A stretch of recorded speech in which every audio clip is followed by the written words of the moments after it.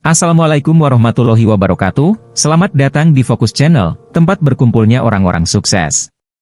Kali ini saya akan membagikan sebuah kisah tentang Raden Paku atau Sunan Giri. Pada saat masih bayi, Sunan Giri pernah mengalami masa pembuangan oleh kakeknya, Prabu Minak Sembuyu. Prabu Minak Sembuyu merasa iri atas keberhasilan menantunya Syekh Maulana Ishak dalam menyebar agama Islam di Kerajaan Belambangan. Sunan Giri merupakan putra dari Syekh Maulana Ishak dengan istrinya bernama Dewi Sekardadu, putri Prabu Minak Sembuyu yang tak lain adalah Raja Belambangan.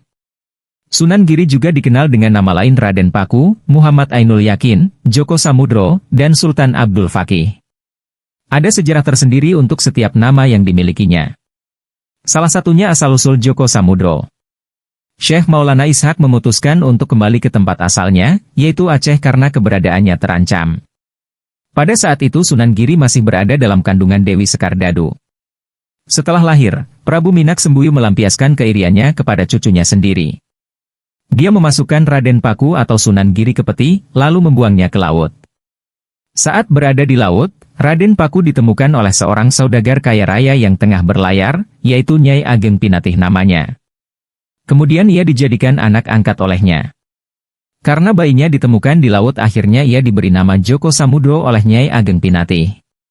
Pada usia 11 tahun, Sunan Giri diantarkan oleh Nyai Ageng Pinatih ke sebuah pesantren untuk berguru kepada Sunan Ampel di Ampel Denta, Surabaya. Di sanalah Raden Paku mendapatkan banyak ilmu dari gurunya Sunan Ampel. Dikisahkan, Raden Paku atau Sunan Giri sempat diminta meneruskan usaha ibu angkatnya untuk berdagang.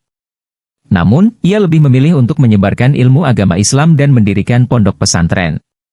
Sunan Giri dikenal dengan gaya dakwah pesantren. Ia banyak mengajari santri-santrinya lewat permainan anak-anak.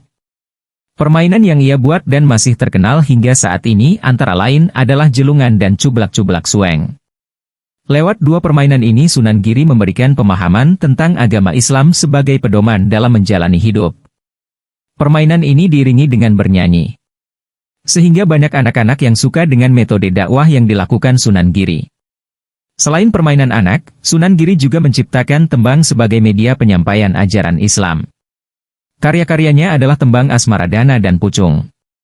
Sunan Giri wafat pada tahun 1506 Masehi dan dimakamkan di Dusun Kedaton, Desa Giri Gajah, Kecamatan Kebomas, Kabupaten Gresik.